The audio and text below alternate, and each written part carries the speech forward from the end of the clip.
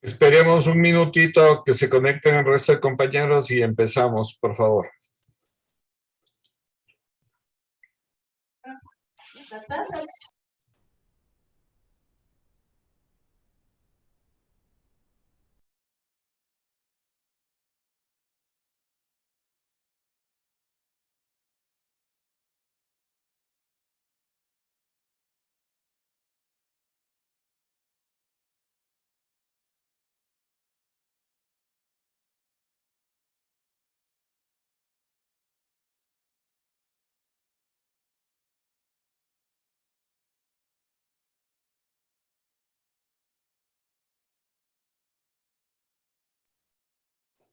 Bien, continuemos. Les decía que el guión o la estructura del guión es como cuando ustedes hacen una tesis. En una tesis ustedes tienen una premisa o algunas premisas. ¿Qué son las premisas? Las premisas en una investigación científica o en una tesis son algo que tiene que ser comprobado. Son ciertos principios que ustedes ponen y que tienen que ser comprobados. Esto es igual en el guión, o sea, el storyline es una premisa que ustedes se plantean, ¿no? De cómo más o menos ven su historia. Y esto tiene que ser comprobado a lo largo del guión, a lo largo que ustedes van desarrollando la estructura. ¿Por qué? Porque necesitan investigar también de este tema, ¿no? Y en esta investigación les va dando datos que ustedes pueden construir e ir definiendo mejor su historia. Entonces, pero estos tres momentos es como una premisa, ¿no? Lo que decía, por ejemplo, volviendo al tema el último de las periodistas deportivos, pueden ser dos periodistas deportivas que se preparan, que quieren llegar a las grandes radios, pero no pueden por dificultades, porque siempre las radios están regidas por periodistas hombres, ¿no? Que es muy difícil llegar a esos medios. Sin embargo, ellas se siguen preparando y tratan de tener espacios alternos como estos de Facebook o de sitios digitales.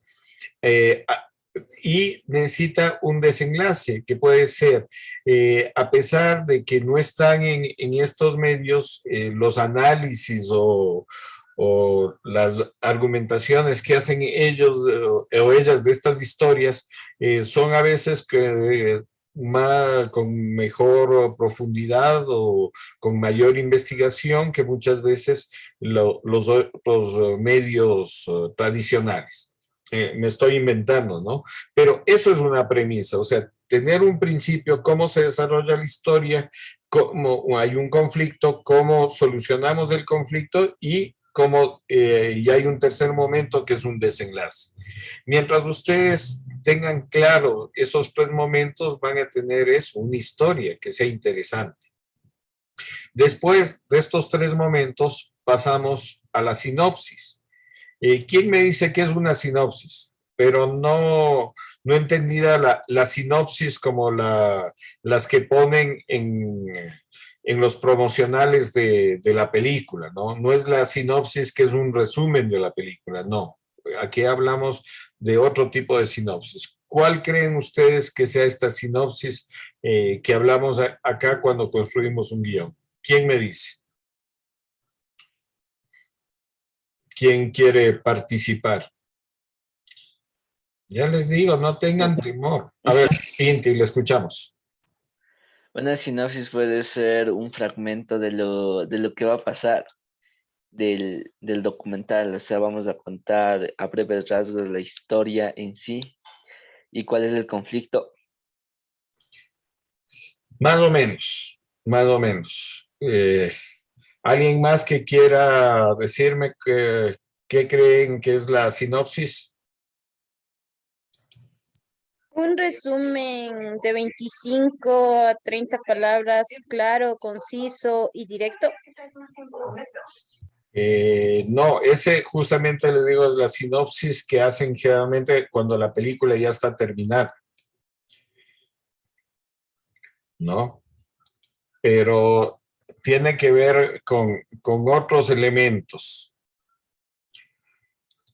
¿Alguien más que quiera decirme qué creen cuál es la... ¿están viendo la pizarra todos? Entonces podría ser el propósito del documental. ¿Cuál es, o si no, la teoría en sí de lo que queremos mostrar al público? No, tiene que ver con otros elementos. A ver, habíamos visto la idea. ¿Todos están viendo la pizarra, por favor? Que les estoy compartiendo. Sí, Sí, sí. Ya, gracias. A ver, habíamos visto la idea, habíamos visto el tema, de ahí tenemos el story line, de ahí viene la sinopsis, de ahí tenemos el argumento, de ahí la escaleta y el primer tratamiento de guión.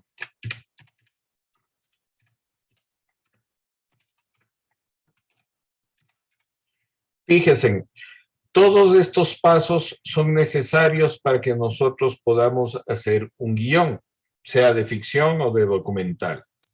Entonces, habíamos dicho que la idea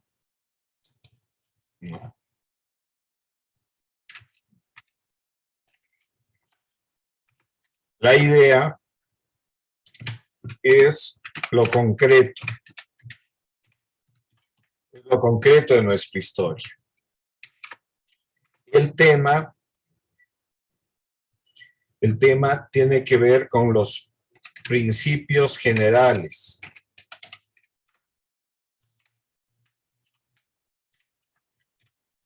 Yo quiero hablar de la desigualdad que hay en el mundo, quiero hablar de la discriminación, quiero hablar de las desigualdades de género, ¿me entienden? Eso es el tema. El storyline, en cambio, tiene que ver con los 3 momentos dramáticos.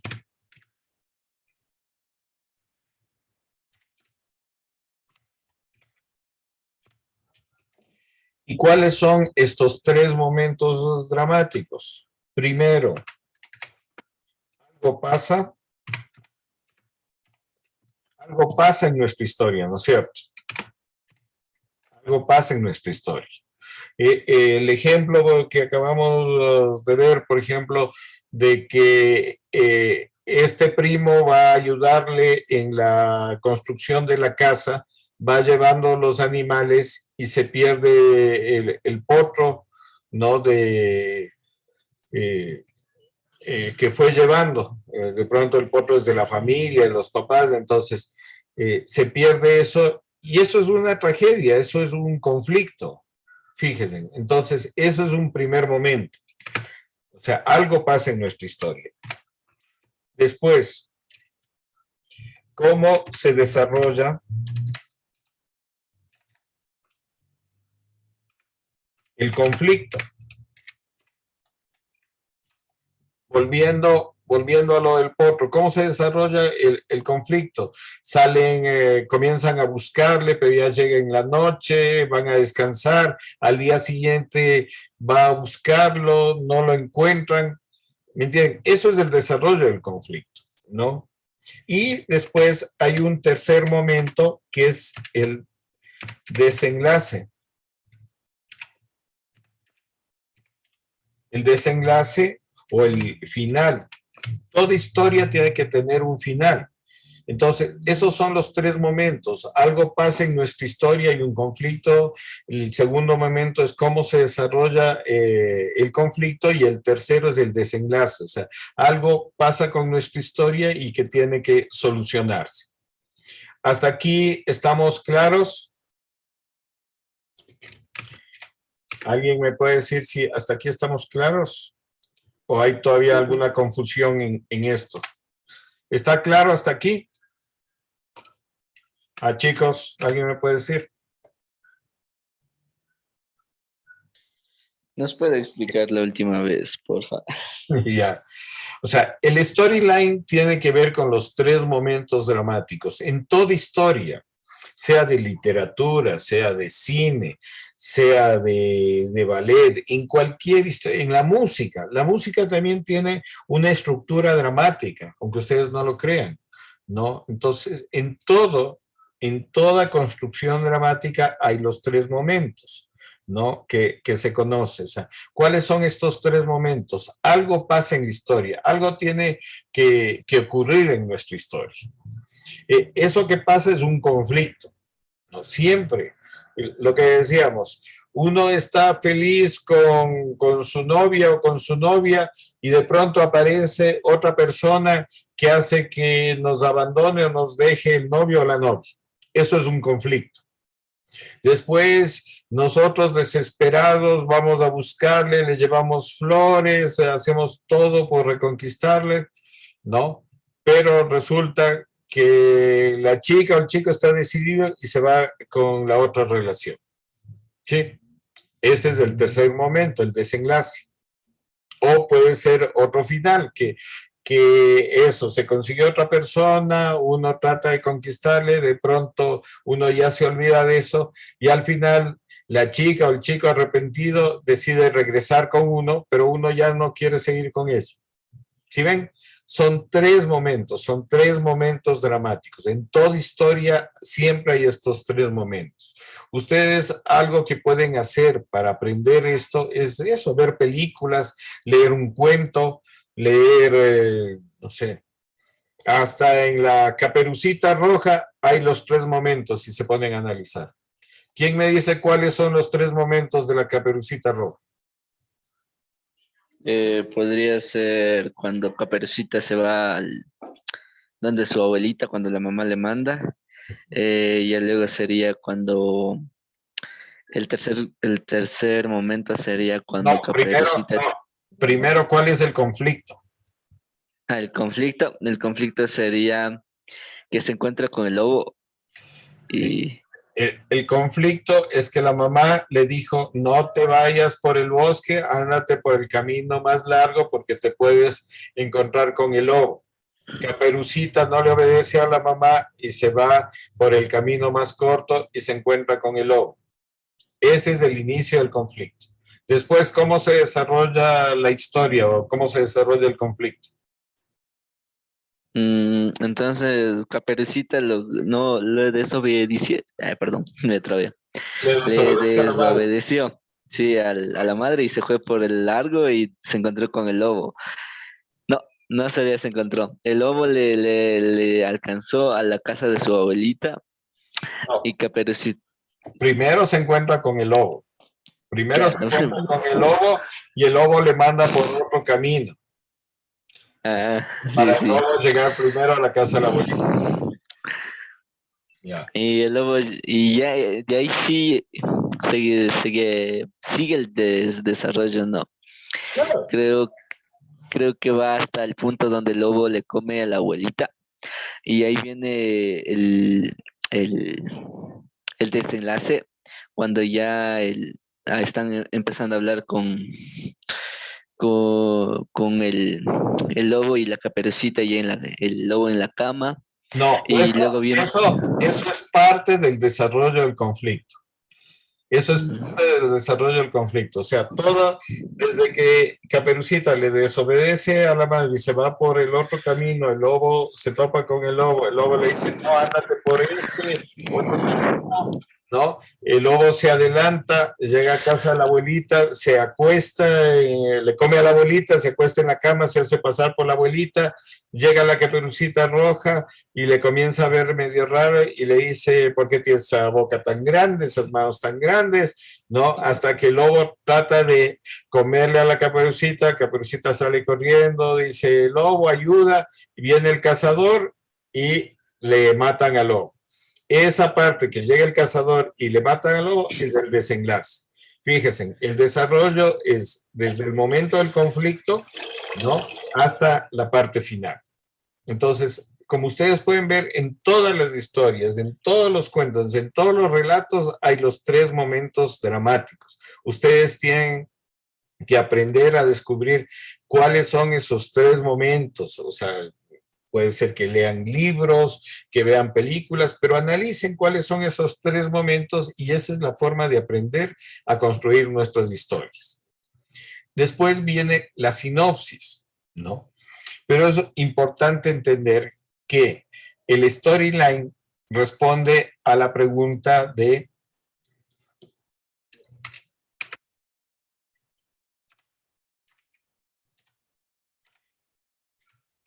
¿qué pasa en nuestra historia?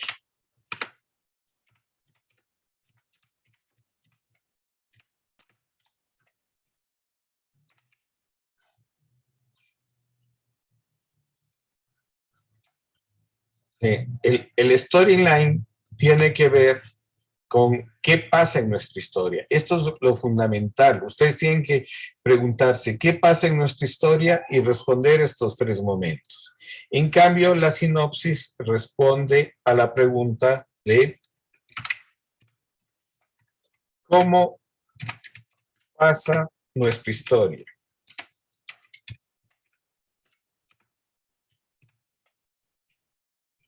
¿Sí? La sinopsis son los cómo. Entonces, volviendo a alguna de las historias, o volviendo a lo de la Caperucita, para que sea más fácil, más entendible. ¿Cómo pasa esto? ¿No? La mamá le dice a la Caperucita, anda a dejar estos pasteles donde tu abuelita, pero no tiras por el camino más largo, ¿no? La Caperucita no le hace caso a la mamá y se va por el camino largo. O sea, la sinopsis responde a los cómo pasa nuestra historia. Y el argumento, en cambio, responde a la pregunta de los por qué. ¿Qué pasa esto en nuestra historia? ¿Sí? El argumento responde a los por qué. ¿Por qué pasa esto en nuestra historia? ¿Por qué la Caperucita se encuentra o el lobo le encuentra a la Caperucita? Porque Caperucita desobedeció a su mamá. ¿Sí entienden cómo se va estructurando? ¿Sí? ¿Quieren copiar esto? ¿O ya lo copiaron?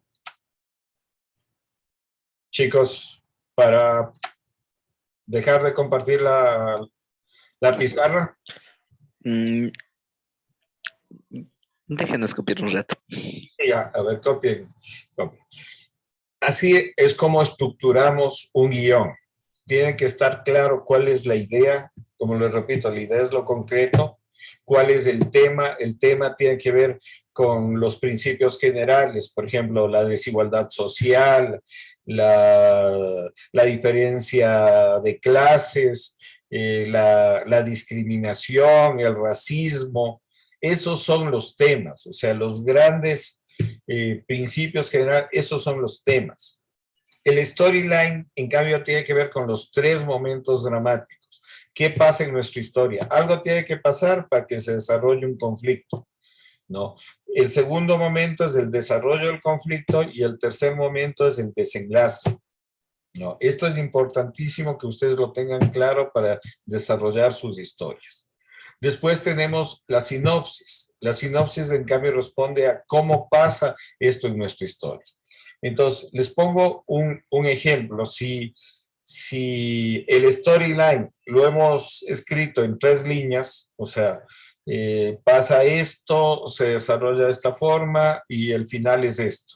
La sinopsis, en cambio, es un poco más extensa. Tiene que ser de unas 5 a 7 líneas porque ustedes responden a la pregunta de cómo pasa esto en nuestra historia.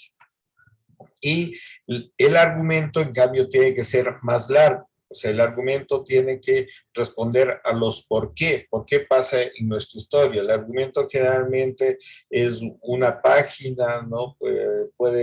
O alguna gente puede escribir hasta 2 páginas, ¿no? Depende de cómo van argumentando ustedes por qué pasa eso en su historia. Bien, la idea es que hasta la siguiente clase ustedes puedan desarrollar hasta el argumento.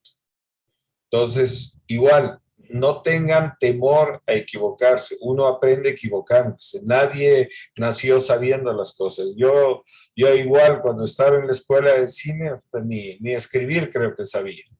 Entonces, uno va aprendiendo. Pero ¿cómo aprende? Es trabajando.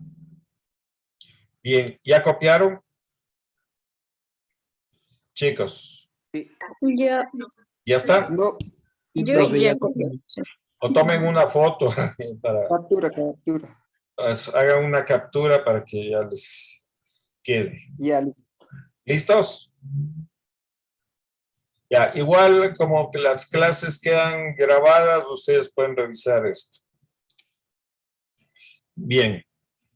Algo que les quiero pedir es que para el lunes trabajen esto, trabajen sus historias, ¿no? El deber que les voy a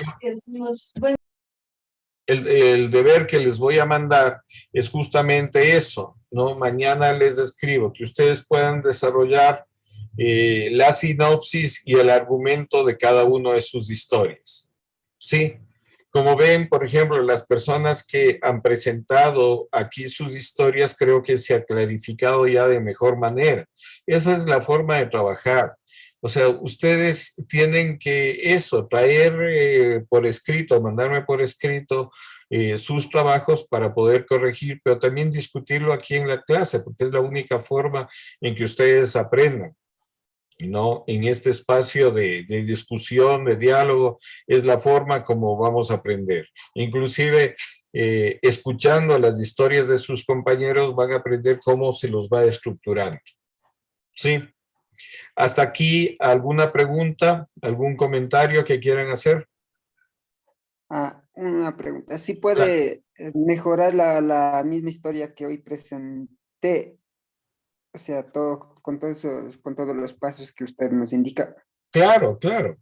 Si alguien quiere Ya. eso, rehacer una nueva historia, con esto tienen más claridad, dice, no, más bien mi historia quiero plantearla así, no hay ningún problema.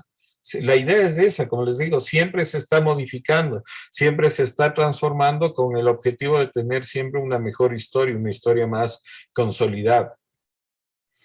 ¿Alguien más tiene alguna pregunta, algún comentario que quieran hacer? Profe, buenas noches. Sí, ¿Cómo están, les compañeros? escucho, Buenas noches. Marco. Eh, Mil disculpas, yo sí ingresé a la clase, pero no pude visualizar el video que usted compartió. Y por otra parte, eh, sí pude estuve averiguando un poco de la historia de Olga Fish, Ya. sobre la historia de los pintores de Tigua. Ujú. Entonces quería compartirle un poco de lo que pude consultar para que me ayude viendo cómo puedo desarrollar la historia. Entonces, Díganos nomás. bueno, lo que pude consultar es que en la comunidad de Tigua, a principios de la década de los 70, los hermanos Julio y Alberto Toquiza se dedicaban al negocio de antigüedades. Entonces, ellos buscaban máscaras, ollas, tambores antiguos, herraduras, vírgenes, santos, así, todo lo que puedan encontrar. Eh, los envejecían y los vendían así en galerías, todo eso. Entonces, eh, la historia es que Olga Fish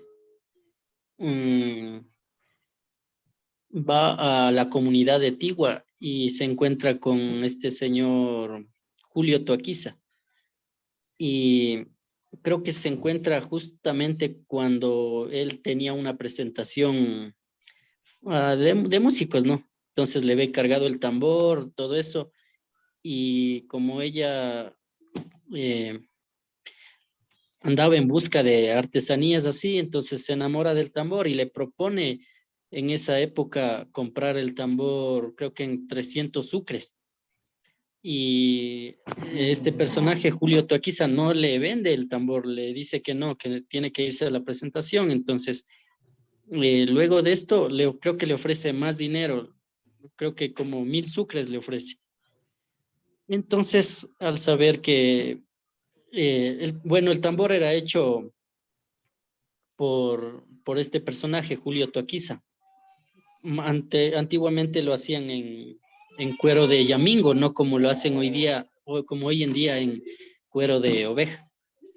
Entonces, como nadie conocía esa cantidad de dinero, entonces ellos, bueno, creo que le vende el primer tambor y desde ahí comienzan a hacer negocio con este personaje que es Olga Fish.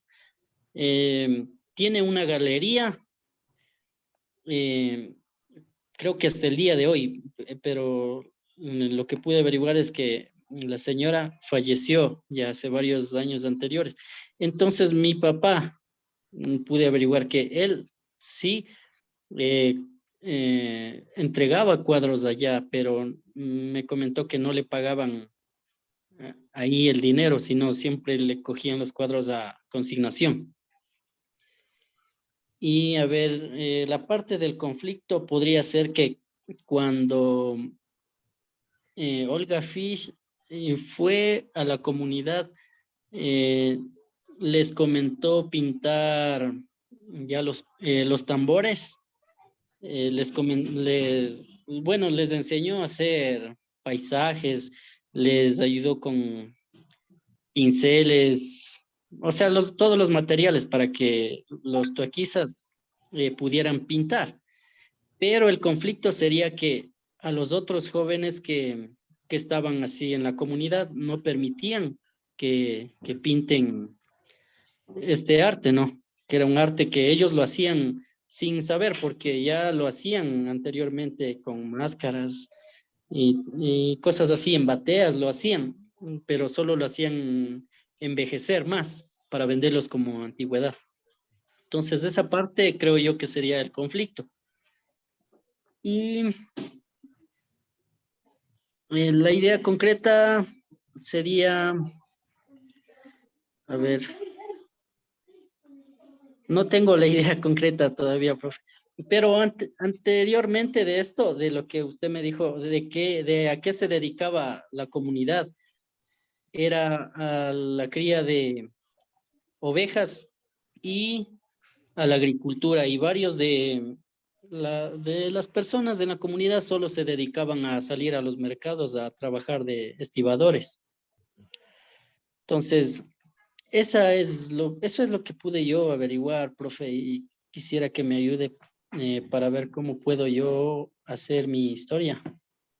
Pero igual, fíjese, usted tiene ahí el conflicto. ¿Cómo una persona extraña a la comunidad influye, ahí sí tendría que ver usted, negativa o positivamente, a que la comunidad de Tigua comience a desarrollar y comercializar este arte? No, porque de lo que tengo entendido y algunas veces he visto, he estado en estas discusiones que ha habido, de que de pronto dicen el arte antiguo no es un arte autóctono o auténtico, porque vino una extranjera que les dio los pinceles y les enseñó cómo pintar eso. Entonces, de pronto sería interesante que usted pueda, como tiene a su papá cerca y todo eso, investigar si el arte que ellos hacían o cuál era el arte que hacían antes de que se comercialice o de que aparezca este personaje y les influya un poco en cómo hacer este arte. ¿Me entiendes? O sea, ahí hay un elemento de conflicto en cómo era el arte que desarrollaba la comunidad o el arte, y después de esta señora el arte que comenzaron a desarrollar y ver si fue positivo, negativo o cómo influenció, ¿no? Y el desenlace puede ser cómo está los pintores de Tigua o el arte de Tigua en la actualidad. Entonces, sí ve, o sea, tiene usted ahí una historia, o sea, porque tiene los tres momentos. O sea, ¿qué pasaba en la comunidad con el desarrollo esto de las artesanías o de las pinturas que hacían? ¿Qué pasa cuando ya aparece este personaje que les mete más de la idea esta del comercio, ¿no? Y cómo están en la actualidad, eso, la comunidad y los pintores de Tibo. Entonces, ahí yo creo que tiene usted los tres momentos, sino que tiene que usted mismo ya definir, investigar eso un poco más para lograr esa estructura, ¿no? De guión. No sé si eso le ha ayudado, le clarifica. Sí, sí, profe, sí tengo más clara la idea. Entonces voy a seguir investigando, por favor, Ya, para la próxima clase. Gracias, profe. ya, muy bien. ¿Alguien más? Porque ya nos queda unos pocos minutos. Buenas noches, profe. Yo, Ya, un tiene rápido. 2 minutos. Ya, de la idea que tenía que presenté anteriormente, que es de los ponchos rojos, era como título y también la resistencia, es que en la década de los 80 y 90, cuando llegaron los españoles, aquí a la parroquia de Simiatu, en la provincia de Bolívar, comenzaron a tomar posesión de los indígenas, imponiendo órdenes y reglas con los campesinos. Entre ellos se destacaban, por ejemplo, si una persona, un campesino, un indígena, sembraba una chacra, tenía que por obligación dar una cuarta parte de la producción a los españoles o a los sacerdotes que ellos estaban acá. También si no les daban los indígenas, si no daban también los sacerdotes, les maltrataban muchísimo, el sembrío que tenían se acababan de hacer quemar o sea, todo acababa destruyendo. Y también entre ellos están, por ejemplo, cuando venían a vender cualquier cosita que tenían en el campo, subían a vender acá en la parroquia, ellos, los sacerdotes, cogían sin ninguna autorización, cogían y no les pagaban, y si les comenzaban a reclamar, les pegaban o les quitaban. También esas cosas eran que en ese tiempo estaban. También, según los testimonios que, como dijo que investigué, me contaron esto. También hay una mujer que ahora ya es bastante de edad avanzada, me dijo que, o sea, que ella vivió en que esto en carne propia, lo que ellos les hacían. También, por ejemplo, cuando en esos tiempos, según los testimonios, cuando una pareja quería contraer matrimonio por obligación, la pareja tenía que servir un mes y si no lo hacía el sacerdote, no les casaba. Por ejemplo, en eso la chica tenía que por obligación acostar con el sacerdote y el hombre tenía que un mes trabajar solamente cortando, rajando la leña y esos eran los requisitos para cumplir y casar. También se cuenta que llegaron más españoles obsesionados por las riquezas que tenía la parroquia, también por el oro que había acá, y así pasaron tiempos y décadas, todo en los años de los 80 y 90, que en esos tiempos eran más humillados los indígenas, los sectores que eran de menos recursos. También se encuentra también así, con el tiempo, con el tiempo a unos 5 kilómetros de la parroquia de Simiatu, existía un caserío llamado Talagua, donde los españoles y la familia en ese tiempo, la familia llamada Cordobés, y también así la familia Flores, tomaron poder de esas tierras y lo llamaron Hacienda de Talagua y con la ayuda de Inda, que en ese tiempo hacía las escrituras, fueron adquiriendo más tierras de más personas, quitándoles, en otras palabras, y se hicieron bastantes famosos. O sea, tenían hacienda que era imposible de recorrer todo porque era una inmensa hacienda. Y también así, convirtieron así también ellos en la familia más poderosa que era en esos tiempos acá en la parroquia. Ellos maltrataban demasiado, daban así también terrenos, daban para que trabajen donde no producía nada, en las partes donde estaban rocosas o en los pajonales daban las tierras y también así las personas llevaban huasipungos. A ellos les trabajaban, así también les permitía que trabajen en las haciendas, pero con unas condiciones que solamente que un chiquito terrenito ahí vivan y sirvan y trabajen también para el patrón. Y si no lo hacían, o sea, en otras palabras, les mataban. Y también así, en la década de los 90, también en ese entonces nació un grupo de jóvenes que crearon una organización que hasta ahora que se llama la Fundación Runapayachana. Ellos lucharon mucho, eran perseguidos, amenazados de muerte. Ellos crearon escuelas bilingües para los indígenas, donde ellos daban clases solamente por la noche a escondidas. Estos jóvenes, creo que son 5 jóvenes, no tanto, ya me olvidé el dato, que se capacitaron en Riobamba, en radiofónicas que en ese tiempo había. También ellos cuando ya estaban bastante capacitados, ya sabían más o menos cómo funcionaba, cuáles eran los derechos, ya que en ese tiempo también existía. Cuentan que se levantaron, reunieron más de 30.000 hombres, 30.000 personas, entre también Tungurahua, aparte de Pilauín, y también aquí en Bolívar, en la parroquia, levantaron más de 30.000 personas, y montados en caballos y ponchos rojos, recorrieron la hacienda de Cordobés, que también en ese tiempo recorrieron quemando las casas y las chozas, fueron ahí, a todos los que vivían ahí en esa hacienda, fueron desalojando ya. Y también así, se cuenta también que en ese tiempo el presidente, que es el primer presidente, era de Talagua y también como él era presidente, tenía casi el mayor control, les amenazó de bombardear a los indígenas que estaban en ese tiempo ya tomados casi la mitad de la hacienda. En ese entonces el presidente manda un... Wilber, perdón que le corte, pero ya nos queda 2 minutos. O sea, por favor, yo cuando les pido que lean sus relatos, les decía, y ahorita ya al final ya nos quedamos sin tiempo, que yo tengo otra reunión a las 9, discúlpenme.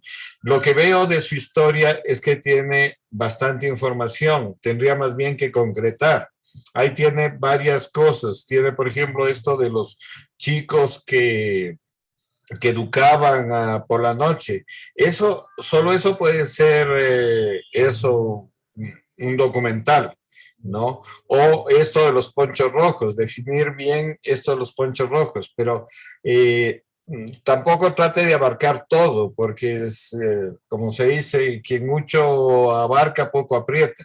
Entonces, mi recomendación sería que usted pueda concretar es una historia concreta, sea lo del levantamiento, esto de los ponchos rojos, sea esto de la educación, pero no trate de abarcar todo porque va a ser muy extenso y no va a poder eso, abarcarlo todo. Entonces, más bien vaya definiendo qué es lo que quiere narrar. Bien, chicos, como les repito, yo también tengo otras reuniones y quedamos en esas 2 horas y espero que primero se conecten temprano, cumplan con el horario porque si no, no avanzamos. Les agradezco y nos veríamos el próximo lunes. Una buena noche con todos. Mañana les mando la tarea por escrito, que es lo que tienen que presentar. Gracias y buenas noches. Muchas gracias. Listo, gracias, hasta el lunes.